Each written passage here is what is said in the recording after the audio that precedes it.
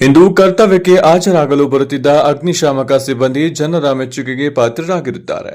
ರೋಣ ಅಗ್ನಿಶಾಮಕ ಸಿಬ್ಬಂದಿ ರಾತ್ರಿ ಕರ್ತವ್ಯಕ್ಕೆ ಹಾಜರಾಗಲು ಬರುತ್ತಿದ್ದ ವೇಳೆಯಲ್ಲಿ ಮಾರ್ಗದಲ್ಲಿ ಭಾರೀ ದುರಂತ ತಪ್ಪಿಸಿದ ರೂಮ್ ಅಗ್ನಿಶಾಮಕ ಠಾಣೆ ಸಿಬ್ಬಂದಿಯವರಾದ ಶ್ರೀ ಪ್ರವೀಣ್ ಹೊಸಕೋಟೆ ಅಗ್ನಿಶಾಮಕ 4222 ರವರು ಕೋತಬಾಳ ಗ್ರಾಮದ ಹೋಟೆಲ್ ಒಂದರಲ್ಲಿ ಸಿಲಿಂಡರ್ ಮತ್ತು ಸ್ಟವ್ ಬೆಂಕಿಯಾಗಿ ಹೊತ್ತಿ ಉರಿತಿತ್ತು.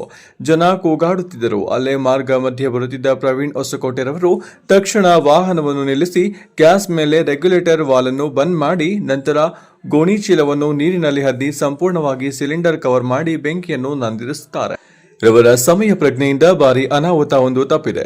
ಯಾವುದೇ ತರಹದ ಹಾನಿಯಾಗಲಿ ಸಾವು ಸಂಭವಿಸುವುದಿಲ್ಲ. ಪ್ರವೀಣ್ ಅವರ ಮಾಡಿದ ಧೈರ್ಯಕ್ಕೆ ಕೋತವಾಳ ಗ್ರಾಮದ ಜನ ಅಭಿನಂದನೆ ಸಲ್ಲಿಸಿದ್ದಾರೆ. ನಂತರ ಜಲವಾಹನದೊಂದಿಗೆ ಎಲ್ಲ ಸಿಬ್ಬಂದಿಗಳು ಸೇರಿ ಸಂಪೂರ್ಣವಾಗಿ ಬೆಂಕಿಯನ್ನು ನಂದಿಸಿದ ಅಗ್ನಿಶಾಮಕ ಸಿಬ್ಬಂದಿ. ಈ ಸಂದರ್ಭದಲ್ಲಿ ಮುತ್ತಣ್ಣ ಪ್ರಧಾನಿ, ಜಲವಾಹನ KA3G 0631 ಅಗ್ನಿಶಾಮಕ ಠಾಣಾಧಿಕಾರಿಗಳಾದ ಶ್ರೀ ಮಂಜುನಾಥ್ ಮೇಲ್ಮನೆ, ಸಿಬ್ಬಂದಿಯವರಾದ ಪ್ರಧಾನಿ ಮುತ್ತಣ್ಣ, ಅಶೋಕ್ ಹದಲಿ, ಮಲ್ಲಿಕಾರ್ಜುನ್ ಚಂದರಗಿ, ಯಮುನಪ್ಪ ಅಳಗೇರಿ, ಮೇಘರಾಜ್ ಮಾಳವಡ ಸೇರಿದಂತೆ ಗ್ರಾಮಸ್ಥರು ಉಪಸ್ಥಿತರಿದ್ದರು. ವರದಿ ರುದ್ರಪ್ಪ ಹೆಬ್ಬಳ್ಳಿ, ರೋಣ.